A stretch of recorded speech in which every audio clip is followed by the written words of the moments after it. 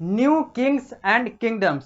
यही वो अध्याय है जिसके तहत हम लोग अभी बात कर रहे हैं, मैं आप लोगों को पढ़ा रहा हूं, क्योंकि आप लोगों को न्यू किंग्स एंड किंगडम्स यह अध्याय जो आप लोगों को पढ़ना है, यह आप लोगों के पाठ्यक्रम के अनुसार यानी कि पीएसबीआई के पाठ्यक्रम के अनुसार एसएसटी का चैप्टर नंबर 2 है, जो कि हिस्ट्री के अंतर्गत आता है, जो आप लोगों को आपके क्लास 7 में पढ़ना है। और पिछली 9 कक्षाओं के माध्यम से हम लोगों ने इस अध्याय को देखा है और वो सारी बातें देखी है जो आप लोगों को आपके पाठ्यक्रम के अनुसार पढ़ना है। यह कक्षा इस अध्याय का 10वां कक्षा है, यानी कि अंतिम कक्षा होगा। यहां पर हम लोग इस पूरे अध्याय को इस कक्षा के माध्यम से समाप्त करेंगे, समराइज करेंगे और देखेंगे कि हम लोगों ने पूरे कक्षा में मोटे मोटे तौर पर देखा क्या है, पढ़ा क्या है। जैसा कि हम लोगों ने पिछली कक्षा में बात की थी कि जब हम लोग अगले कक्षा में मिलेंगे, अपने अंतिम कक्षा में मिलेंगे, कक्षा संख्या 10 में मिलेंगे, तो हम लोग समरी पर आएंगे और समरी की बात करते हुए अपने इस अध्याय को समाप्त करेंगे, इस अध्याय का समापन करेंगे। तो अभी जो यह आप लोगों को सामने दिख रहा है स्मार्ट बोर्ड के माध्यम से, यह पृष्ठ संख्या 22 है। जैसा कि आप लोग देख सकते हैं, ये 21 है, ये 22 है। तो पृष्ठ संख्या 22 पर यह आप लोगों को मिलेगा, यह आप लोग अपने पुस्तक में भी देख सकते हैं। यहां पर समरी के तौर पर हम लोग न्यू किंग्स एंड किंगडम्स में क्या देखेंगे, तो यहां पर सबसे पहले लिखा हुआ है कि Kannauj remained the symbol. Summary में यहां है नॉर्थ और साउथ, यानी कि जो न्यू किंग्स और किंगडम्स है, इसको दो पार्ट में डिवाइड करके समअप किया गया हुआ है। एक है नॉर्थ पार्ट और एक है साउथ पार्ट, यानी कि एक नॉर्दर्न इंडिया की बात होगी और एक साउदर्न इंडिया की बात होगी इस समरी वाले सेगमेंट में। यानी कि ये जो समरी है ये दो पार्ट में समराइज है, एक नॉर्दर्न इंडिया पार्ट में और एक साउदर्न इंडिया पार्ट में, यानी कि एक उत्तरी भारत वाले पक्ष से और एक दक्षिणी भारत वाले पक्ष से इसको समराइज किया गया हुआ है। तो यहां पर लिखा हुआ है नॉर्थ के बारे में। सबसे पहले हम लोग देख लेते हैं कि हम लोगों ने देखा क्या क्या था। तो सबसे पहले बात आती है कन्नौज की। Kannauj remain the symbol of imperial power in northern India even after king Harsha's death.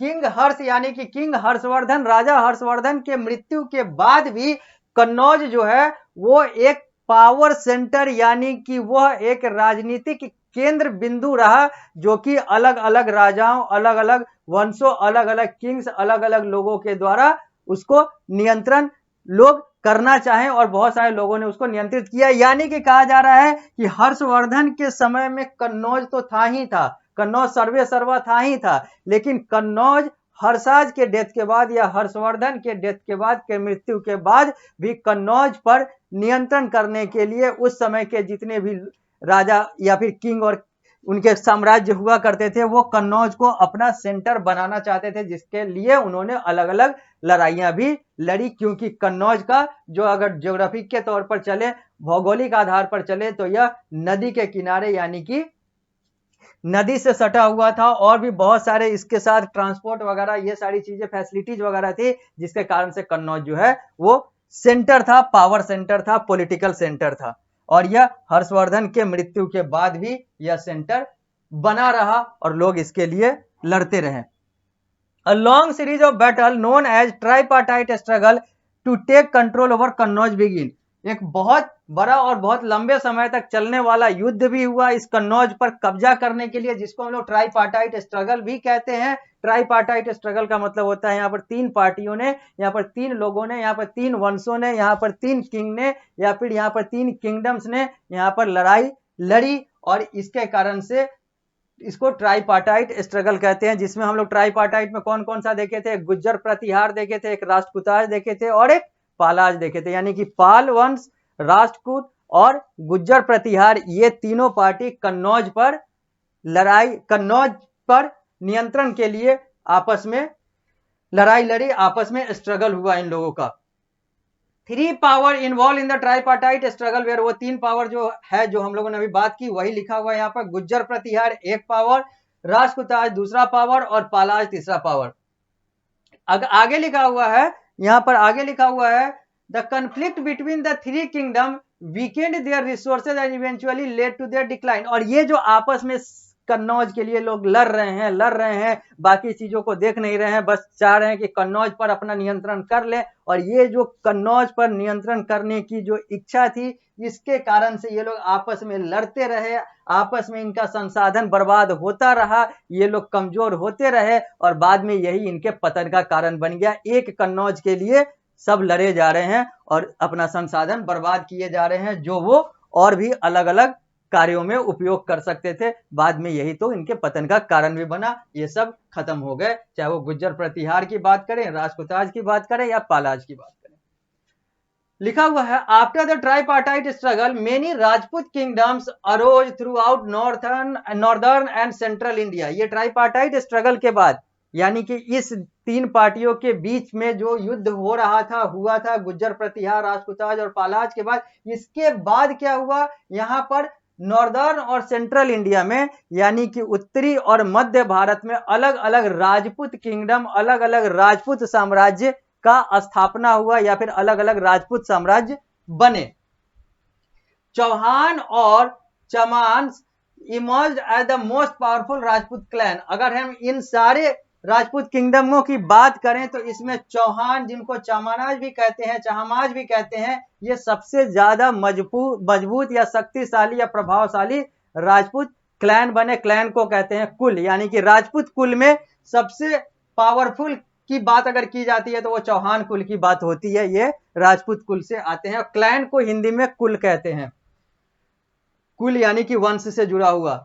Prithviraj Chauhan was the greatest Chauhan ruler. अगर हम लोग चौहान रूलर की बात करें, एक तरफ तो कह रहे हैं कि चौहान जो है वो सबसे ज्यादा प्रभावशाली थे, तो उसमें जो सबसे ज्यादा प्रभावशाली में भी एक सबसे ज्यादा प्रभावशाली व्यक्ति जो उस शासन व्यवस्था का था, उसका नाम पृथ्वीराज चौहान है, जिसके बारे में आज लगभग हर भारतीय जानते हैं।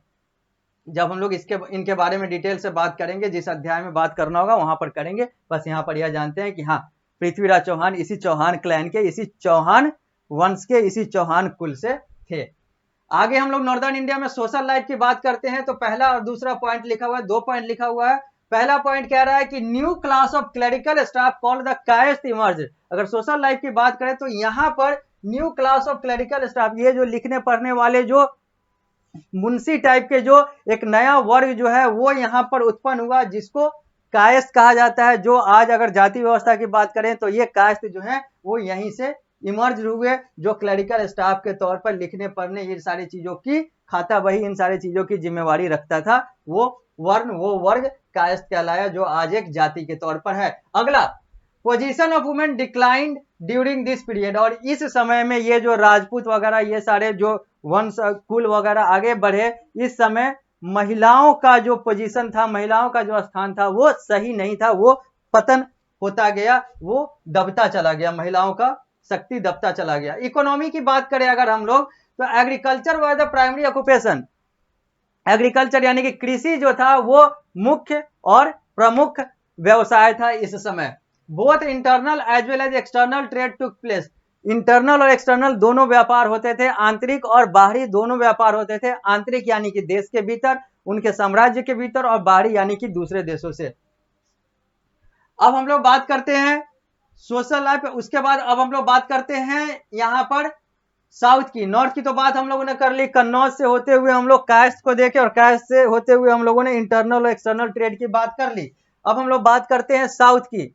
तो साउथ इंडिया की बात करें तो important kingdom in southern India were the Pallavas, Pandyas and Cholas. अगर हम लोग साउथ इंडिया की बात करें तो तीन जो महत्वपूर्ण किंगडम, तीन जो महत्वपूर्ण साम्राज्य हैं, वो पल्लव, वो पांडव और वो Chola. The Cholas became prominent in the 9th century AD under Vijayalaya.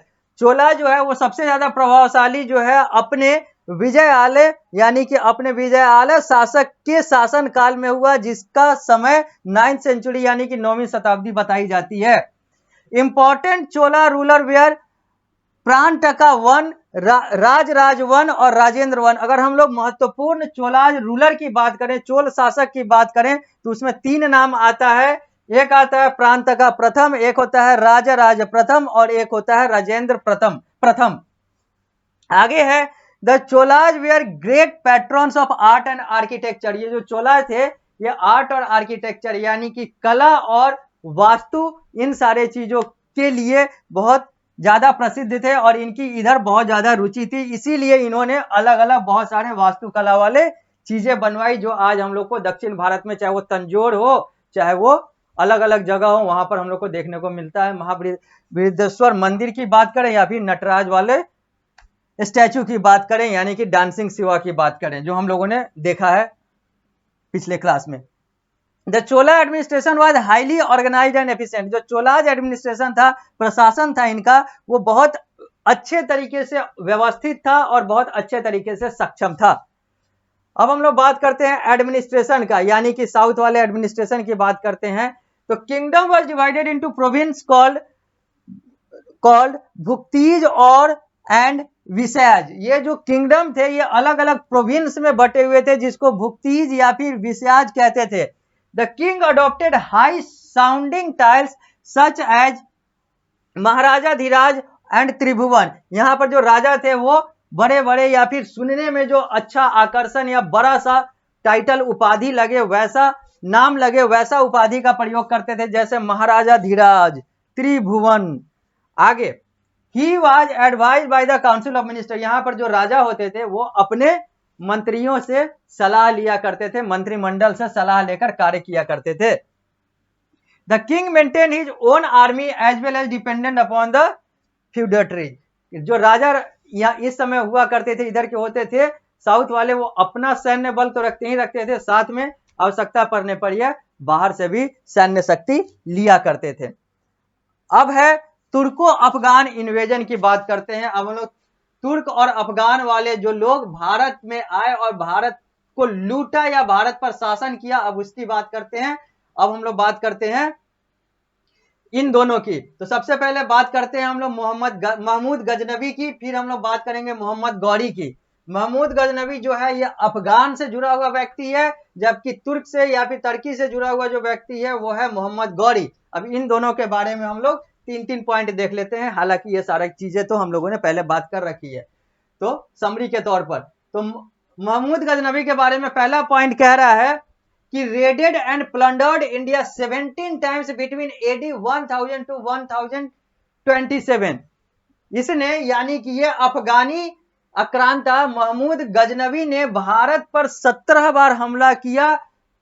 वर्ष 1000 से लेकर 1027 तक, एडी 1000 से लेकर 1027 तक 17 बार उसने भारत पर आक्रमण किया, हमला किया और 17 बार उसने भारत को लूटा। यानी कि महमूद गजनवी जो था वो भारत पर 17 बार किया और 17 बार लूटा। यानी कि यहां पर एक चीज यह भी निष्कर्ष निकाला जा सकता है कि महमूद गजनवी का भारत पर शासन करने का कोई ध्येय, कोई लक्ष्य नहीं था। वो बस भारत से पैसा लूटता था, खजाना लूटता था और अपने अफगानिस्तान वाले क्षेत्र का सौंदर्यीकरण करता था, उसका विकास करता था। उसको भारत पर शासन करने की कोई इच्छा नहीं थी, कोई लालसा नहीं थी, जैसा हम लोगों ने मोहम्मद गौरी या फिर मुगल या ईस्ट इंडिया कंपनी यानी कि अंग्रेज ईसाइयों में हम लोगों ने देखा था कि वो लोग भारत पर शासन भी करते थे, भारत को लूटते भी थे। ये सिर्फ लूटा 17 बार।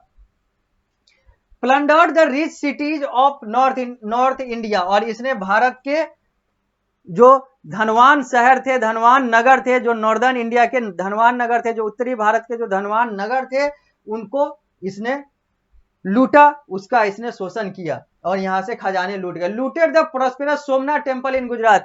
सिर्फ ये नॉर्दर्न इंडिया तक ही सीमित नहीं रहा, ये वेस्टर्न इंडिया की तरफ यानी कि पश्चिमी भारत की तरफ भी बढ़ा और सोमनाथ मंदिर गुजरात के, अभी के भारत देश के गुजरात राज्य के सोमनाथ मंदिर को भी इसने तोड़ा और उसको भी लूटा। अब हम लोग बात करते हैं मोहम्मद गौरी की, यानी कि तुर्कों वाला का। तो unlike Ghaznavi, Ghori wanted to establish an empire in India. जैसा कि गजनवी नहीं चाहता था कि वो भारत पर शासन करे या अपना कोई शासन व्यवस्था थोपे, लेकिन गौरी जो था वो शासन भी करना चाहता था, भारत में अपना एम्पायर भी एस्टेब्लिश करना चाहता था, साम्राज्य भी एस्टेब्लिश करना चाहता था, स्थापित करना चाहता था और किया भी। Defeated Prithviraj Chauhan in the second battle of Tarain AD 1192, और इसने इसके लिए यानी कि भारत पर शासन करने के लिए इसने युद्ध लड़ी और जो सबसे बड़ा युद्ध था वो सेकेंड बैटल ऑफ तराइन था, जो वर्ष 1192 में हुआ था और जिसमें इसने एक महान हिंदू शासक, महान हिंदू राजा या फिर कहें तो पृथ्वीराज चौहान को इसने हराया और भारत के उस क्षेत्र को नियंत्रित किया जहां से वो आना चाहता था। Led the foundation of Muslim rule in India, और कहा जाता है कि इसी ने फिर Muslim rule in India, Bharat में मुस्लिम शासन की नींव रखी और यहाँ से मुस्लिम शासन की शुरुआत हुई, चाहे वो दिल्ली सल्तनत की बात करें या फिर अलग अलग चीजों की बात करें। मतलब कहा जाता है कि मोहम्मद गौरी ने ही भारत में मुस्लिम शासन की नींव रखी, इसके बाद ही मुस्लिम शासन का स्थापना हुआ, इसके साथ ही मुस्लिम शासन का स्थापना हुआ। यह था पृष्ठ संख्या 22। अब हम लोग अगर अगली पृष्ठ पर बढ़ते हैं तो यहाँ पर अगला अध्याय शुरू हो जाता है, यानी कि द सुल्तान ऑफ दिल्ली करके अगला अध्याय आता है। इसका मतलब यह हुआ कि यह अध्याय अब हम लोगों का पूर्ण रूप से समाप्त हो गया। हम लोगों ने एक्सरसाइज भी देख लिया, हम लोगों ने पूरा कंसेप्ट तो देख ही लिया, साथ में आज हम लोगों ने समरी भी कर लिया, यानी कि अब यह पूरा अध्याय पूर्ण रूप से समाप्त होता है। अब मैं अंत में बस यही कहूंगा कि बस आप लोग ध्यान से पढ़े, कहीं पर भी कोई भी समस्या आता है, कहीं पर भी कोई भी प्रश्न बनाने में, प्रश्न का उत्तर देने में समस्या आता है, कहीं पर भी कोई भी कंसेप्ट समझने में समस्या आया हो जो मैंने आप लोग को पढ़ाया है, या फिर इसके अलावा भी कोई मन में प्रश्न चल रहा हो, आप मुझसे पीएसबीआई के अलग अलग प्लेटफॉर्म के माध्यम से जुड़कर पूछ सकते हैं, चाहे वो चैटिंग हो, चाहे वो कमेंट हो, चाहे वो अपने जो आप जहां पर पढ़ रहे हैं जिस विद्यालय में, वहां के जो ऑफलाइन पढ़ाई कर रहे हैं वहां के शिक्षकों के माध्यम से आप मुझसे जुड़ सकते हैं। वहां के शिक्षकों से आप इस अपने जो भी आपके मन में जो उलझन है, जो भी प्रश्न है, उसका उत्तर ले सकते हैं। और भी अलग अलग बहुत सारे प्लेटफॉर्म है जहां पर आप मुझसे या फिर पीएसबीआई के अलग अलग लोगों से जुड़कर इस अपने जो समस्या है, अपना जो प्रश्न है, उसका जो है आप उत्तर ले सकते हैं। अपने क्वेश्चन का आंसर अगर बनाने में आपको समस्या है तो आप उसको कर सकते हैं। यानी कि आप एक ऐसे बोर्ड से जुड़े हुए हैं जहां पर आपको हर तरफ से, यानी कि 360 डिग्री आपका ध्यान रखा जाता है, जहां पर आप लोग हर तरीके से कहीं पर भी कोई भी समस्या हो तो आप पूछ सकते हैं। आप लोग ऑफलाइन पढ़ाई कर ही रहे हैं, ऑनलाइन माध्यम से भी आप लोगों को पीएसबीआई जो है वो पढ़ा रहा है। यानी कि आप एक ऐसे बोर्ड से जुड़े हुए हैं जो आपके नॉलेज के साथ साथ आपके स्किल, यानी कि आपके ज्ञान के साथ साथ आपके कौशल को भी विकसित करने के लिए प्रतिबद्ध है। तो बस यही कहेंगे कि ध्यान से पढ़िए, बहुत अच्छे से पढ़िए। जब हम लोग अगली क्लास में मिलेंगे तो हम लोग द सुल्तान ऑफ दिल्ली वाले चैप्टर, सुल्तान ऑफ दिल्ली वाले अध्याय की बात करेंगे।